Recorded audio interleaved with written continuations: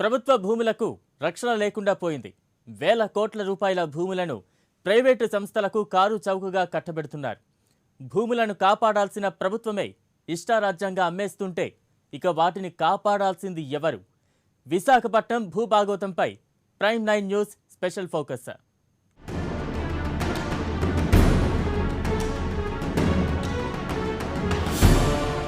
విశాఖపట్నం భూముల వ్యవహారం రోజురోజుకు ముదురుతోంది. అధికార విపక్షాల మధ్య కొనసాగుతున్న మాటల యుద్ధం ఇప్పుడు పోలీస్ స్టేషన్ దాకా చేరింది. మధురవాడ భూముల వ్యవహారంలో వైసీపీ హస్తం ఉందని టీడీపీ ఆరోపించడంపై వైసీపీ నేతలు ఆగ్రహం వ్యక్తం చేస్తున్నారు.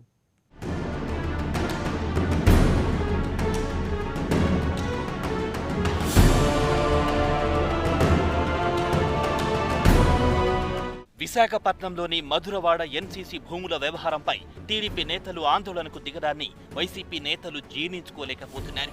నిరాధార ఆరోపణలు చేసిన టీడీపీ నేతలు కొన్ని ఛానళ్లపై చర్యలు తీసుకోవాలని ఆ పార్టీ మాజీ ఎంపీ విజయసాయిరెడ్డి విశాఖలోని పీఎం పాలెం పోలీస్ స్టేషన్లో కేసు పెట్టారు.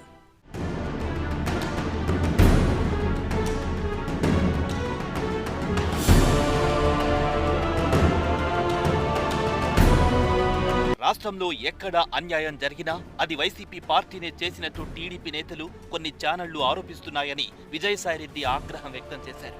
80% భూ కబ్జాలు చంద్రబాబు సామాజిక వర్గమే చేసిందన్నారు. రాష్ట్రంలో 10,000 కోట్ల భూములను ఆక్రమించారని, భూ ఆక్రమణకు పాల్పడిన వారు ఎంతటి వారైనా వదిలిపెట్టబోమని హెచ్చరించారు.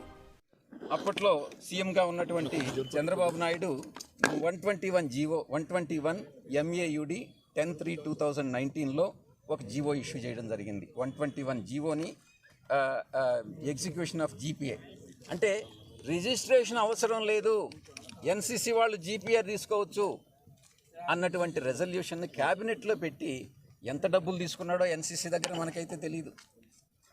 దానివల్ల ప్రభుత్వానికి వచ్చినటువంటి నష్టం ఇంచుమించుగా 10 కోట్ల రూపాయలు, 14 కోట్ల రూపాయలు. అంటే మొత్తం మామూలుగా రిజిస్ట్రేషన్ అయి ఉంటే 60 కోట్ల రూపాయలు అయి ఉండేది. వాళ్ళు కట్టింది 14 కోట్లు ఎంతో కట్టారనుకుంటా, stamp duty and registration charges. మొత్తం చంద్రబాబు నాయుడు వల్ల ఇంచుమించుగా 50 కోట్ల రూపాయలు ప్రభుత్వానికి, ఖజానాకి నష్టం కలిగింది. అంటే దీంట్లో చంద్రబాబు నాయుడు ఎంత లంచాలు తీసుకున్నాడు అన్నటువంటి విషయం ప్రజలకు చెప్పాలి. నేను అదే డిమాండ్ చేస్తా ఉన్నా. చంద్రబాబు నాయుడు, నీకు దేవుడి మీద నమ్మకం ఉంటే తిరుపతి వెంకటేశ్వర స్వామి దగ్గరికి వెళ్ళి నేను వీళ్ళెవ్వరి దగ్గర నేను లంచం తీసుకోలేదు అని అన్నటువంటి ప్రమాణం నువ్వు చెయ్యనని నేను అడుగుతా ఉన్నా. ఎన్సీసీ వాళ్లు గతంలోనే 95 కోట్ల రూపాయలు ప్రభుత్వానికి చెల్లించారని, ఎన్సీసీ, జీపీఆర్ వాళ్లు రిజిస్ట్రేషన్ లేకున్నా తీసుకోవచ్చని చెప్పిన వ్యక్తి చంద్రబాబేనని విజయసాయిరెడ్డి గుర్తు చేశారు. అయ్యన్న పాత్రుడు, ఆయన కొడుకుల పేరు మీద 50 బినామీ కంపెనీలున్నాయని, ఎటువంటి సంబంధం లేని తనను భూ కుంభకోణాల వ్యవహారంలో లాగుతున్నారని ఆగ్రహం వ్యక్తం చేశారు. క్యాబినెట్లో దీనికి ఒక 2 రెప్యూటెడ్ వాల్యూయర్స్ని అపాయింట్ చేయడం, ఆ కాస్ట్ ఏదైతే ఉందో ఆ ప్రాజెక్ట్ని, అది మొత్తం ఎంత డెవలప్మెంట్ కాస్ట్, 2 రకాలు ఇక్కడ, ల్యాండ్ కాస్ట్, డెవలప్మెంట్ కాస్ట్, దాన్ని అరైగమ్మని చెప్పడం. ఆ హైయెస్ట్ వాల్యూకు ఈ రెండుకి 2 వాల్యూయర్స్ ఎవరైతే వాల్యుయేషన్ రిపోర్ట్ ఇస్తారో వాళ్ళల్లో ఎక్కువ వాల్యూ ఎవరైతే ఉంటుందో దాన్ని అడాప్ట్ చేయమనని ఒక రెజల్యూషన్ పాస్ చేయడం జరిగింది. ఆ తర్వాత హైయెస్ట్ వాల్యుయేషన్ ఏదైతే ఉందో దాంట్లో 90% రెసిడెన్షియల్, 10% కమర్షియల్, 20% ఎక్స్ట్రా, అది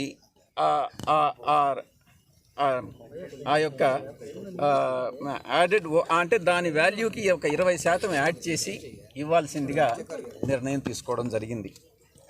దీనిలో 5% ఎల్ఐసికి, అంటే లోయర్ ఇన్కమ్ గ్రూప్కి కన్స్ట్రక్ట్ చేయాలన్నటువంటిది కూడా ఒక కండిషన్ పెట్టడం జరిగింది. ఆ రకంగా టోటల్ కన్సిడరేషన్ 97.29 కోట్ల రూపాయలు మొత్తం వచ్చింది. దీనికి ఎన్సీసీ వాళ్ళు ఆ యొక్క రిజిస్ట్రేషన్ ఛార్జెస్ వెయివర్ అడిగారు. ఇప్పుడు 2019లో, అప్పుడు కూడా చంద్రబాబు నాయుడే ఉన్నాడు అధికారంలో. ఇంచుమించుగా అవసాన దశ ఆ ప్రభుత్వానికి ఫిబ్రవరిలో. అప్పటికి అసెంబ్లీ రద్దయిపోయింది. చంద్రబాబు నాయుడే ఈ యొక్క నిర్ణయాన్ని ముఖ్యమంత్రిగా తీసుకున్నాడు.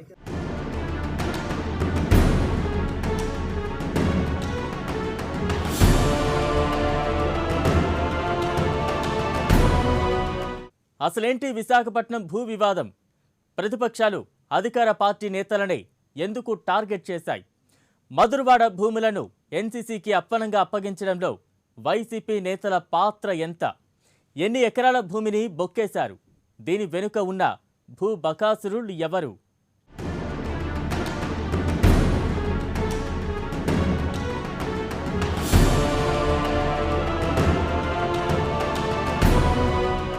విశాఖలో భూముల ఆక్రమణ అనే మాట సర్వసాధారణమైపోయింది. నిత్యం నగరంలో ఏదో ఒక మూల భూ ఆక్రమణల గొడవలు జరుగుతూనే ఉన్నాయి. భూముల ఆక్రమణ కేసులతో పోలీస్ స్టేషన్ రికార్డులు నిండిపోతున్నాయి. తాజాగా మధురవాడలోని ఐటీ సెజ్ పక్కనున్న ప్రభుత్వ భూమి చుట్టూ ఇప్పుడు వివాదం చెలరేగుతుంది.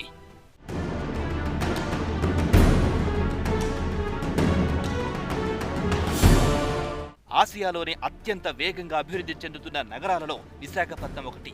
నగరం రోజు రోజుకి అభివృద్ధి చెందడంతో చుట్టుపక్కల ప్రాంతాల నుంచి నగరానికి వలసలు కూడా పెరుగుతున్నాయి. వందలాది చిన్న, పెద్ద ప్రైవేట్ పరిశ్రమలతో పాటు అనేక కేంద్ర ప్రభుత్వ పరిశ్రమలు కూడా విశాఖలో నెలకొన్నాయి. విశాఖ నగరం సుందర వాతావరణంతో పాటు ప్రశాంతతకు మారుపేరు. మరోవైపు అనేక జాతీయ, అంతర్జాతీయ విద్య, వైద్య సంస్థలు కూడా విశాఖలో కొలువు తీరాయి. మౌలిక సదుపాయాలు కూడా ప్రజలకి అందుబాటులో ఉన్నాయి. మధురవాడ ఐటీ సెజ్కి సమీపంలో ఉన్న ఇప్పుడు ఇదే భూమి మొత్తం మధురవాడ సర్వే నెంబర్ 411, 412, 419, 419A నెంబర్ల కింద ఉన్న ఈ భూమి మొత్తం 97.3 ఎకరాల భూమి ఇది. ఇప్పుడు ఇదే భూమి మొత్తం వివాదాస్పదంగా మారింది. మొత్తం ఇది అతి తక్కువ ధరకి, అంటే వైసీపీ పెద్దలకి కట్టబెట్టాలనే కొంతమంది వైసీపీ పెద్దలు దీన్ని తెరవనక నడిపిస్తున్నారంటూ కూడా తెలుగుదేశం పార్టీతో పాటు మిగతా ప్రతిపక్ష పార్టీలను ఆరోపిస్తున్నాయి.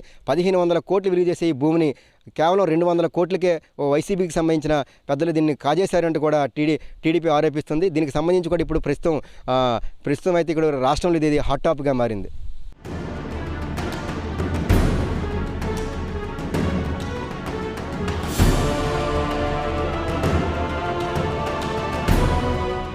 విశాఖ నగరంలో ప్రస్తుతం 20 లక్షలకు పైగా జనాభా ఉంది. ఇక్కడ స్థిరపడేందుకు ఆసక్తి చూపేవారు ఎక్కువ కావడంతో నగరంతో పాటు చుట్టుపక్కల ప్రాంతాలలో భూములకు విపరీతమైన డిమాండ్ పెరిగింది. చదరపు గజం రేటు ఢిల్లీ, ముంబై, కోల్కతా వంటి మహానగరాలకు ధీటుగా అమాంతం పెరిగిపోయింది. భూములకు గిరాకీ పెరగడంతో అక్రమార్కుల కళ్ళు విశాఖ నగర చుట్టుపక్కల ప్రాంతాలపై పడ్డాయి. ఖాళీ జాగా కనబడితే చాలు అక్కడ వాలిపోతున్నారు. తెల్లారేసరికి లేఅవుట్లు వెలుస్తున్నాయి. స్థల యజమానులను బెదిరించి కబ్జా చేస్తున్నారు. దీంతో విశాఖ నగరంలో సెంటు, 2 సెంట్ల భూమి ఉన్నవారు కూడా తమ భూములను కాపాడేందుకు నానా పాట్లు పడుతున్నారు.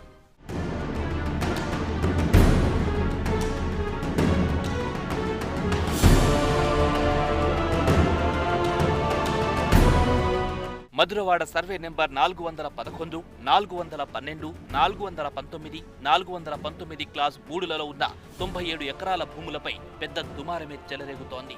దాదాపు 13 ఏళ్ల క్రితం 2007లో అప్పటి కాంగ్రెస్ ప్రభుత్వం మధురవాడ ఐటీ పార్క్ పక్కన 97.3 ఎకరాల భూమిని హౌసింగ్ ప్రాజెక్టు కోసం ఎన్సీసీ కంపెనీతో ఒప్పందం చేసుకుంది. అందులో 90% రెసిడెన్షియల్, 10% వాణిజ్య సముదాయాలు నిర్మించి అందులో ప్రభుత్వానికి వాటా ఇస్తామని ఎన్సీసీ హామీ ఇచ్చింది.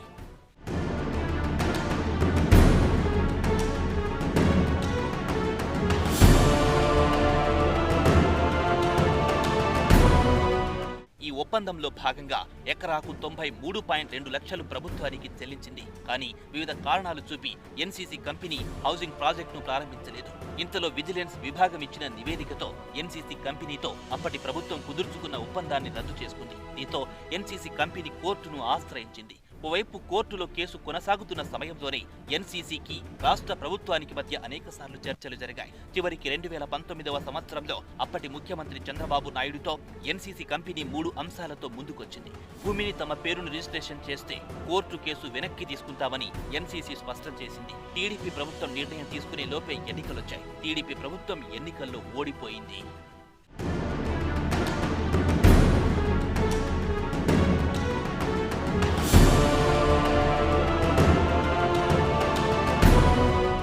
వైసీపీ ప్రభుత్వం అధికారంలోకి వచ్చాకే అసలు కథ మొదలైంది. తెర వెనుక కథ ఏమి జరిగిందో తెలియదు గాని ఉన్నట్టుండే 98 ఎకరాల్లో వైజాగ్ 1 పేరుతో న్యూయార్క్ తరహాల్లో నిర్మించడానికి సిద్ధమవుతున్నారు.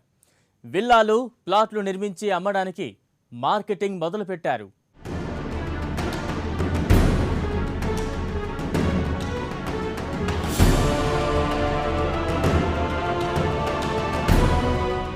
రెండు 2019 ఎన్నికల్లో అధికారంలోకి వచ్చిన వైసీపీ విశాఖను పరిపాలనా రాజధానిగా ప్రకటించింది. ఇదే సమయంలో మధురవాడ ఐటీ పార్క్ సమీపంలో ఎన్సీసీ కంపెనీకి, ఏపీ హౌసింగ్ బోర్డుకి మధ్య జరిగిన ఒప్పందం, భూముల కేటాయింపులపై పూర్తి దర్యాప్తు నిర్వహించింది. వివాదంలో ఉన్న ఫైల్ను వైసీపీ ప్రభుత్వం బయటకు తీసింది.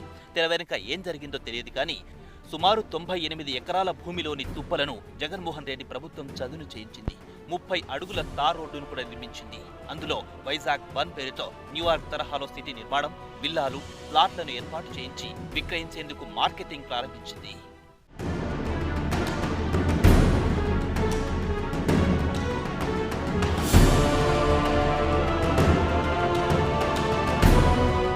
వైసీపీ ప్రభుత్వం అధికారం చేపట్టాక గత ప్రభుత్వాలు వివిధ కంపెనీలతో చేసుకున్న ఒప్పందాలు రద్దు చేసుకుంది. రివర్స్ టెండరింగ్ పేరుతో ఆయా కంపెనీలకు కేటాయించిన భూములను వెనక్కి తీసుకుంది. రామకృష్ణ బీచ్ సమీపంలో లూలు కంపెనీకి కేటాయించిన 14 ఎకరాల భూమిని వెనక్కి తీసుకుంది. మధురవాడలో అదానికి ఇచ్చిన భూములను వెనక్కి తీసుకుని కొత్తగా ఒప్పందం చేసుకుంది. ఎన్సీసీ కంపెనీ విషయంలో రాష్ట్ర ప్రభుత్వం ఎటువంటి రద్దు ఒప్పందం చేసుకోలేదు. ఎన్నికలకు ముందు ఎన్సీసీకి ఇచ్చిన ప్రతిపాదనపైన జగన్మోహన్ రెడ్డి ప్రభుత్వం నిపుణుల కమిటీ వేసింది. ఎన్సీసీకి ఏపీ హౌసింగ్ బోర్డు జాయింట్ వెంచర్పై విలువ కట్టింది. ఎన్సీసీ నుంచి రెన్యువల్ షేర్ కింద 90.48 కోట్లు, టిడ్కో షేర్ ప్రొసీజర్ అంటూ మరో 7 కోట్లు కలిపి మొత్తం 97.27 కోట్లు ఇవ్వాలని తేల్చారు. మొదట్లో ఎన్సీసీ కంపెనీ 90 కోట్లు ప్రభుత్వానికి చెల్లించింది. మొత్తం కలిపి ఎన్సీసీకి 187 కోట్లకే సుమారు 98 ఎకరాల భూమి ధారాదత్తమయ్యింది. గతేడాది అక్టోబర్లోనే భూమిని కూడా రిజిస్ట్రేషన్ చేసింది. ఇప్పుడు ఆ భూమి విలువ 1500 కోట్లు ఉంటుందని అంచనా వేస్తున్నారు.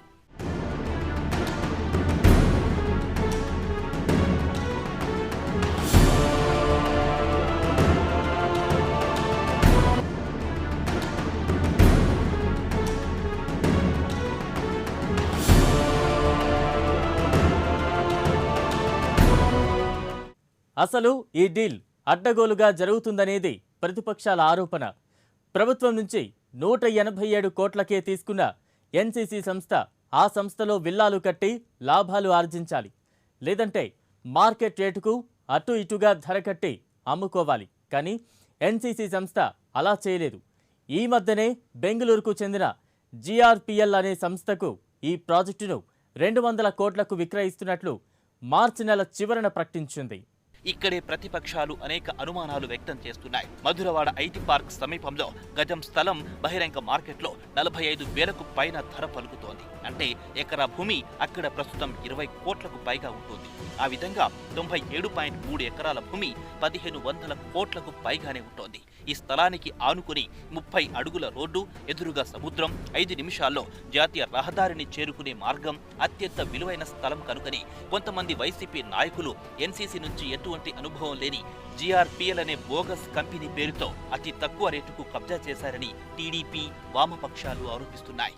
రాష్ట్ర ప్రభుత్వం విశాఖపట్నాన్ని కార్యనిర్వాహక రాజధాని ఎందుకు ప్రకటన చేశారో తెలియదు కానీ విశాఖ నగరం చుట్టుపక్కల ఉన్నటువంటి ప్రభుత్వ భూములు మాత్రం భూ కబ్జాదారులు హారతి కర్పూరంలా ఆరగించేస్తున్నారు.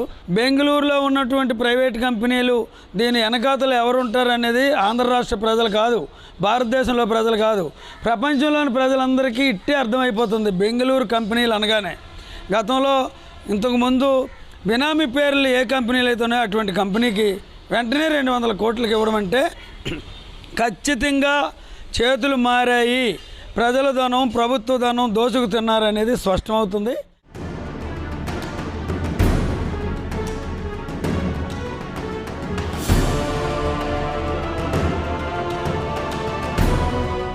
వైసీపీ ప్రభుత్వం అధికారంలోకి వచ్చినప్పటి నుంచి ఆ పార్టీకి చెందిన కొంతమంది భూములపై కన్నేశారని, ఎక్కడ ఖాళీ స్థలం కనపడినా క్షణాల్లో కబ్జా చేసేస్తున్నారని టీడీపీ ఆరోపిస్తోంది. ఆగ మేఘాలపై బినామీ కంపెనీలను తెరపైకి తెచ్చి భూములను తమ ఖాతాలో వేసుకుంటున్నారని తెలుగుదేశం పార్టీ నాయకులు మండిపడుతున్నారు.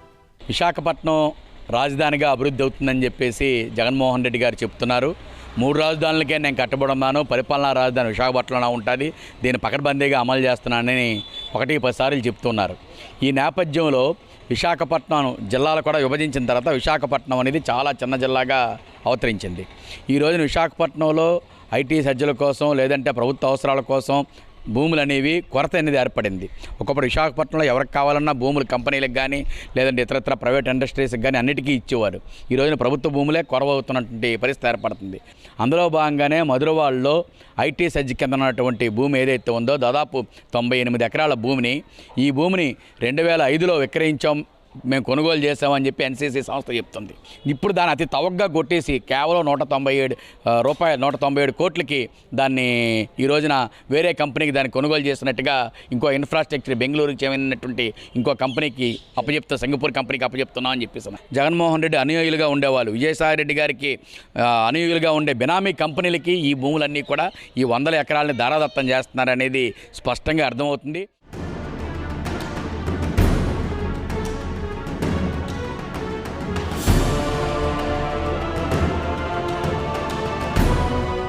ప్రస్తుతం మధురవాడ చుట్టుపక్కల గజం 45,000కు పైగా ఉన్నప్పుడు మార్చి నెల చివర్లో ఎన్సీసీకి 187 కోట్లకు ఏ విధంగా కేటాయిస్తారని ప్రతిపక్షాలు ప్రశ్నిస్తున్నాయి. 13 ఏళ్లుగా ప్రాజెక్టును ప్రారంభించని ఎన్సీసీతో ప్రభుత్వం ఒప్పందం రద్దు చేయాల్సింది పోయి కారు చౌకగా కట్టబెట్టడంపై అనుమానాలున్నాయంటున్నారు ప్రతిపక్షాలు. భూములు ఏవైతే ఉన్నాయో ఈ ఐటీ భూముల్ని ప్రైవేట్ వాళ్ళకి కారు చౌకగా దోచిపెట్టే ప్రయత్నం అనేది వైసీపీ ప్రభుత్వం చేస్తూ ఉంది. ఈరోజు 1500 కోట్ల రూపాయలు విలువైనటువంటి భూముల్ని ఈరోజు ఎన్సీసీ భూములుగా ఉన్నటువంటి దాన్ని అక్కడ ఉన్నటువంటి అన్నీ కూడా ప్రైవేట్ కార్పొరేట్ సంస్థలకి కట్టబెట్టేదానికి ప్రయత్నాలు అనేది సరైనటువంటిది కాదు. తొంగలో తొక్కే విధంగా ఈరోజు రాష్ట్ర ప్రభుత్వం వైసీపీ ప్రభుత్వం చాలా ప్రయత్నాలని చేస్తుంది. పర్యటనకు వెళ్ళనివ్వకుండా కూడా అడ్డుకునే ప్రయత్నం అంటే నిర్బంధాలతోటి ఈరోజు ప్రభుత్వం అనేది నిర్బంధాలకు పాల్పడుతూ ఉంది. ఆ రకమైనటువంటి ప్రయత్నాలు సరైనటువంటిది కాదని చెప్పి మేము చెప్పదలుచుకున్నాం.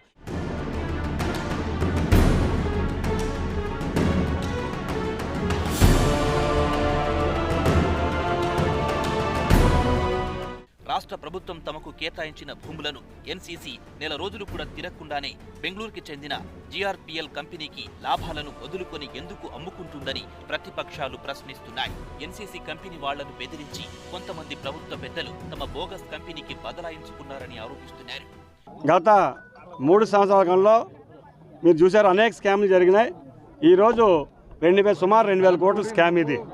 2005లో ప్రభుత్వం ఆ రోజు కాంగ్రెస్ గవర్నమెంట్లో ఒక సింగపూర్ కంపెనీకి అలాగే ఎన్సీసీ వారికి జాయింట్గా దీన్ని హైరేజ్ టవర్స్ కట్టాలి, విల్లాస్ కట్టాలి, 30% పూర్ పీపుల్కి ఎస్ఎఫ్టీ 450 రూపాయల లెక్కన వాళ్ళకి అలాట్మెంట్స్ ఇవ్వాలని చెప్పేసి కేటాయించడం జరిగింది. విజయసాయి రెడ్డిలో జగన్ రెడ్డి గారి తాలూకా బినామీ కంపెనీకి ఈ బెంగళూరులో జీఆర్పీఎల్ కంపెనీ ఈ కంపెనీ పెట్టి 18లో ఎస్టాబ్లిష్ అయ్యింది, ₹1,00,000 షేర్ క్యాపిటల్తో. మరి ఇటువంటి అనుభవం లేని కంపెనీకి ఏ రకంగా అలాట్ చేస్తున్నారు? కేవలం ఈ 2,000 కోట్ల రూపాయల భూమిని బినామీ కంపెనీలు పెట్టి దోపిడీ చేసే విధంగా ప్రవర్తిస్తున్నారు. మేము తెలుగుదేశం పార్టీ తరఫున ఒకటే డిమాండ్ చేస్తూ ఉన్నాం, మీకు చిత్తశుద్ధి ఉంటే మా పెద్దలు చెప్పినట్టు అయితే మళ్ళీ ఆక్షన్ వేసి ఇది చేయండి, లేకపోతే ఏదైతే పర్పస్ మీద ఈ ల్యాండ్ ఫస్ట్ కేటాయించారో ఆ పర్పస్కి ఇది అలాట్మెంట్ చేసి జరగాలని చెప్పేసి తెలుగుదేశం తరఫున మేము డిమాండ్ చేస్తూ ఉన్నాం.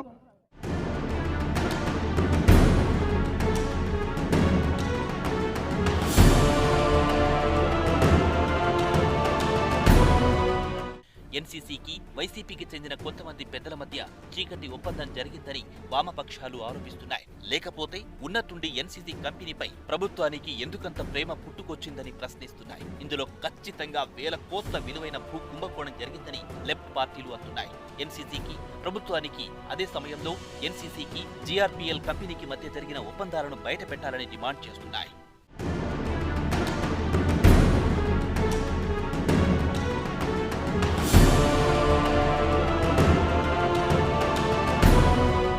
జిల్లా కలెక్టర్ కూడా మధురవాడ ఐటీ పార్క్ భూముల ఒప్పందాలపై ప్రజలకు సమాధానం చెప్పాలని వామపక్షాలు కోరుతున్నాయి. భూముల కేటాయింపులో 1,000 కోట్ల కుంభకోణం జరిగిందని ప్రతిపక్షాలు గొంతు చించుకుంటుంటే జిల్లా కలెక్టర్ మాట్లాడకపోవడంపై ప్రతిపక్షాలు ఆగ్రహం వ్యక్తం చేస్తున్నాయి. మధురవాడ ప్రాంతంలో ఐటీ సెక్టార్లో 2005లో అప్పటి వైఎస్ రాజశేఖర ప్రభుత్వం ఎన్సీసీ సంస్థకి దాదాపు 93.75 ఎకరాలు, దాదాపు 94 ఎకరాల భూమిని ఆ రోజు అమ్మింది.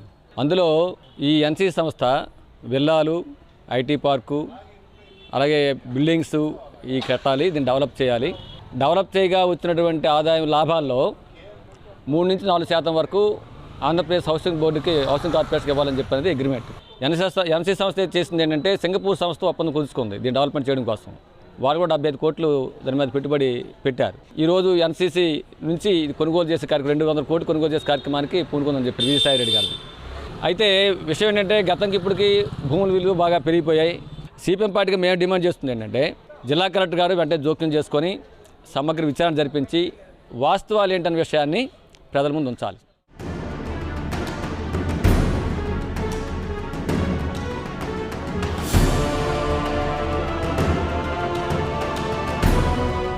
విశాఖ నగరం శరవేగంగా అభివృద్ధి చెందుతున్న సమయంలో అనేక దేశ విదేశీ కంపెనీలు విశాఖకొచ్చేందుకు ఆసక్తి చూపిస్తున్నాయి. అటువంటి సమయంలో ప్రభుత్వ భూములు అన్యక్రాంతమైతే పరిశ్రమలు పెట్టేందుకు ఎలా ముందుకొస్తాయని నగర వాసులు ఆవేదన వ్యక్తం చేస్తున్నారు. విశాఖ జిల్లాలో రోజు రోజుకి భూముల ధరలు విపరీతంగా పెరిగిపోతుండడంతో ప్రభుత్వ భూములన్నిటి కూడా రెక్కలొచ్చి అతి కారు చౌక కబ్జాకు గురవుతున్నటువంటి పరిస్థితి మనం చూస్తూ ఉన్నాము. ఏ ప్రభుత్వం అధికారంలోకి వచ్చినా పేద ప్రజల కోసం మేము పనిచేస్తామని చెప్పడం జరుగుతుంది. కోట్ల రూపాయలు విలువ చేసినటువంటి భూములన్నింటినీ కూడా వాళ్ళకి ఎవరైతే అనుయాయులు ఉన్నారో పార్టీకి అనుకూలంగా ఉన్నటువంటి వ్యక్తులకి కారు చౌకగా ఎకరాల భూమిని అప్పనంగా ఇచ్చేసిన పరిస్థితి మన విశాఖ జిల్లా చూస్తున్నాం. ఈరోజు జగన్మోహన్ రెడ్డి గారికి కానీ ప్రభుత్వానికి ఒకటే అడుగుతున్నాం, మేము ఎంతమంది ఈరోజు ఇల్లు లేకుండా ఉంటున్నారో ఒకసారి మీరు అవన్నీ చూడండి. ప్రజల ఆస్తులేని ప్రభుత్వ భూములన్నీ కూడా ఇలా వాళ్ళకి ఇష్టం వచ్చినట్టు అమ్మడం అనేది సరైనటువంటిది కాదని చెప్పేసి విశాఖ మహిళగా తెలియజేస్తా ఉన్నాను.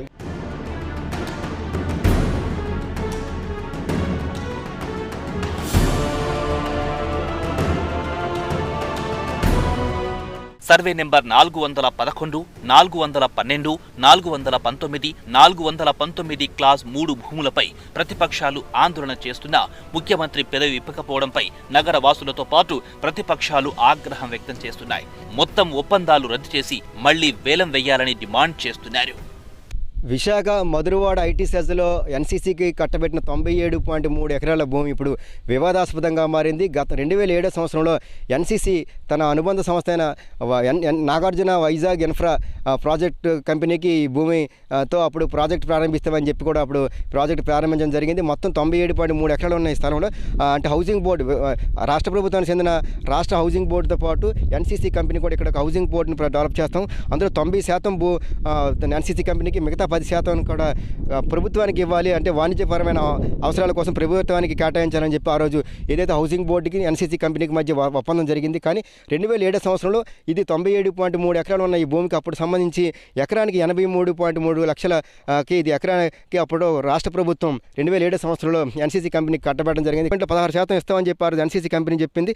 కానీ ఇవ్వకపోవడంతో అది అలాగా వివాదాస్పదంగా మారింది. కోర్టులో ఉండడంతో తెలుగుదేశం ప్రభుత్వం 2019 ఎన్నికలకు ముందు దీన్ని అయితే మిగతా 60 కోట్లు ఇచ్చి ప్రాజెక్ట్ అంతా మీరంతా మీకే సొంతం చేసుకోండి అని కూడా ఆ రోజు తెలుగుదేశం ప్రభుత్వం హయాంలో ఎన్సీసీకి చెప్పడం జరిగింది. ఎన్సీసీ అదే టైంలో కూడా ప్రాజెక్ట్ని పూర్తి చేయకపోవడంతో అంటే ఎన్నికలు రావడంతో ఈ ప్రాజెక్ట్ అలాగే నిలిచిపోయింది. ఎన్సీసీ కంపెనీ ఏమైనా అవకతవకలు పాల్పడితే ఖచ్చితంగా మేము సర్వే దానికి సంబంధించి పూర్తి స్థాయి విచారణ జరిపి మేము ఒక యాక్షన్ తీసుకుంటాం అని చెప్పడం జరిగింది. కానీ ఇది కేవలం వైసీపీలో ఉన్న కొంతమంది కావాలని ఇదంతా కూడా వాళ్ళ తాలూకు మనుషులకు ఇచ్చేయడానికి ఇదంతా డ్రామా ఆడుతున్నారంటే కూడా మిగతా ప్రతిపక్ష పార్టీలను ఆగ్రహం వ్యక్తం చేస్తున్నారు. దీన్ని బహిరంగ వేలం చేయాలి. బహిరంగ వేలం పెట్టిన తర్వాతే అప్పుడు వచ్చిన రేటు ప్రకారం ఇది 1500 కోట్లు పైగా వస్తుంది కాబట్టి అది ప్రభుత్వానికి చెందాలంటే కూడా తెలుగుదేశం పార్టీతో పాటు వామపక్ష పార్టీలు డిమాండ్ చేస్తున్నాయి. అయితే భవిష్యత్తులో దీనికి సంబంధించి ఏం జరగబోతుంది అనే దానికి సంబంధించి కూడా వేచి చూడాల్సిన అవసరం ఉంది.